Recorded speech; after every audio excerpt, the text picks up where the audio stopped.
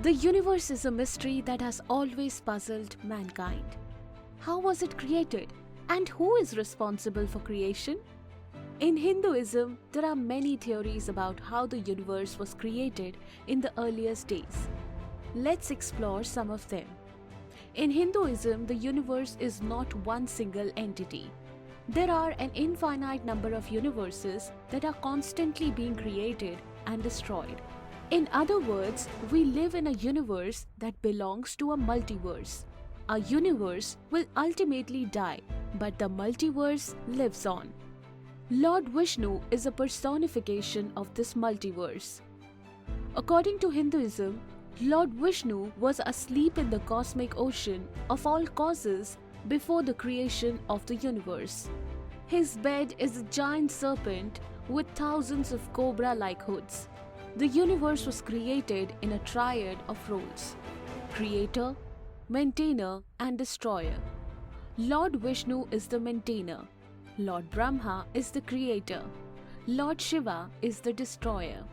The universe was created through the actions of Lord Vishnu, who slept and let a lotus bloom from his navel. The lotus stem represents the creation of the universe, while Brahma is found at the flower's center and represents the creator. The time it takes for one universe to be created and the next one to end is also the duration of one breath of Lord Vishnu. When he exhales, thousands of universes come into being and a new Brahma is born in each one. But when Lord Vishnu inhales, all universes get sucked in and Brahma dies. Lord Brahma represents the universe that we live in. He creates all life forms and is responsible for the physical world that we live in. Lord Vishnu is the personification of the eternal multiverse. He is responsible for the continuation of life in all universes. Brahma is the representation of our temporary physical universe, while Vishnu is the representation of the eternal multiverse that exists forever without any beginning or end. The current universe represented by Brahma is not permanent. In fact, it's quite temporary. Brahma only lives for 100 years and then he dies and a new universe will be born. Now, let's talk about time measurements. Brahma lives for 100 years and each year of Brahma has 360 days. And we are currently on the first day of the 51st year of his reign. There are day and night. During the day, Brahma creates life, and during the night, all life he created is absorbed back into him. Therefore, we will only be there for this day of Brahma, which is the first day of his 51st year. But don't be sad. Let me promise you that this is quite a long day. Yug, large units of time. Think of Yug as a unit of time that is measured in thousands to millions of years. The Vishnu Puran, an ancient Hindu text, has details about these Yug measurements. A Mahayug is made up of 4 sub-yugs that are distributed in the ratio of 4:3, 3:2, 2:1. In a Mahayug, the Kali Yuga is the shortest yuga and lasts for 432,000 solar years, followed by the Dwapar Yuga, which is twice as long as 864,000 years. Then there's Treta Yuga at 12,96,000 years, and finally the Satyug, which is 17,28,000 years. So in all, a Mahayug on Earth lasts for 4.32 million years. Manvantar, the next major unit of time after a Mahayug in ancient Indian text, is called Manvantar. At the beginning of a Manvantar, new life forms are created, and at the end of it, those life forms are destroyed. This is how the cycle of life goes on in the ancient Indian texts. One Manvantar is said to last for 71 Mahayug, or 71 multiplied by 4.32 million years. This works out to be around 306.72 million years in total.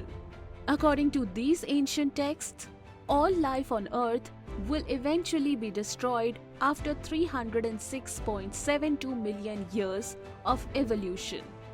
Interestingly, around 252 million years ago, the Earth experienced its largest mass extinction event. Most species on Earth were killed, including nearly 90% to 96% of all insects.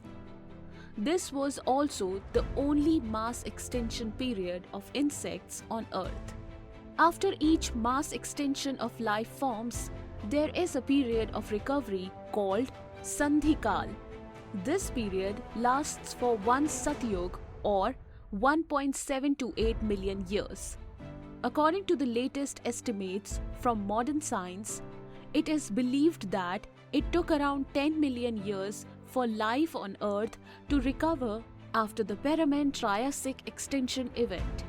As you can see, it took our planet 10 million years to get back to its feet after suffering the greatest mass extinction in history. Kalp, Day of the Brahma or Universe. The universe has a day too. Just like our day on Earth is called Kalp, the time period for one Kalp is said to be equivalent to 14 Manvantars and the Sandhikal. So, there are 14 Manvantars and 15 Sandhikals in a Kalp. During the Sandhikal before the first Manvantar, no life has evolved yet. So, one Kalp equal to 14 multiplied by 306.72 million years plus 15 multiplied by 1.728 million years, which makes it one Kalp equal to 4.32 billion years. On the universal scale, one day is said to be 4.32 billion years long.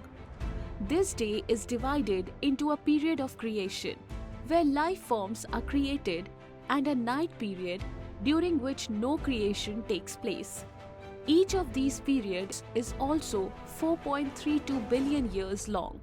In other words, one day of Lord Brahma on the universal scale is 8.64 billion years long.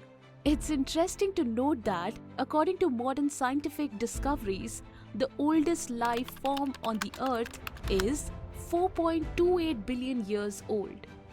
Mahakalp, Kalp, a unit at universal scale, is further extended with days and years similar on Earth, so that a month at the universal scale is 30 Kalp, that is 30 universal days, and a year at the universal scale is 12 such universal months.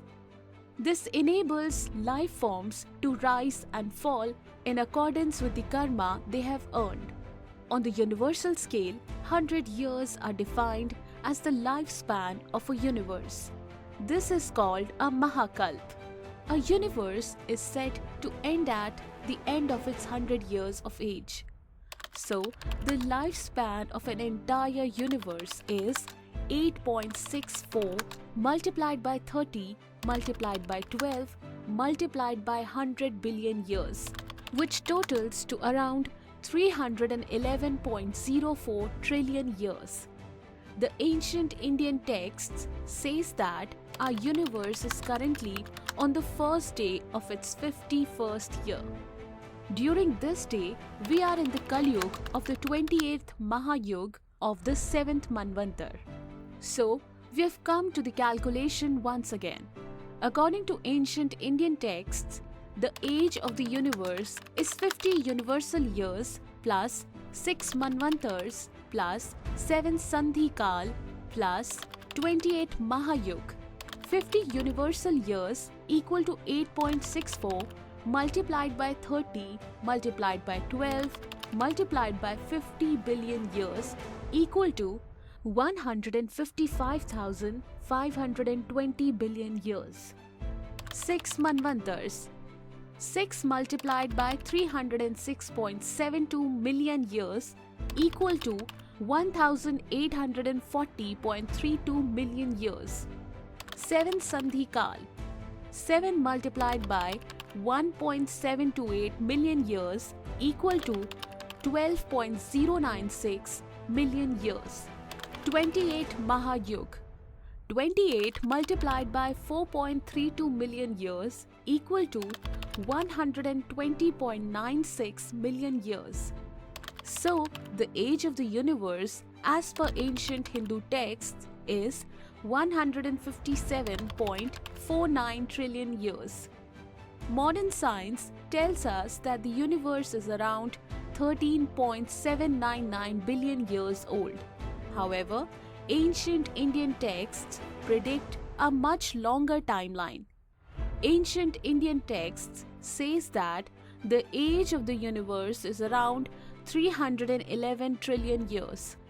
This video is only an attempt to appreciate the great scale of time on which ancient Indians were working. We do not come across any other ancient civilizations that talk in terms of billions or trillions of years of calculations with specific names given to such large periods of time. Like the famous American cosmologist Carl Sagan said in his book Cosmos, the Hindu religion is the only one of the world's great faiths dedicated to the idea that the cosmos itself undergoes an immense, indeed an infinite, number of deaths and rebirths. It is the only religion in which the time scales correspond to those of modern scientific cosmology. Its cycles run from our ordinary day and night to a day and night of Brahma, 8.64 billion years long. Longer than the age of the Earth or the Sun and about half the time since the Big Bang. Thank you so much guys for watching this video. If you liked it, like, comment and subscribe if you haven't already.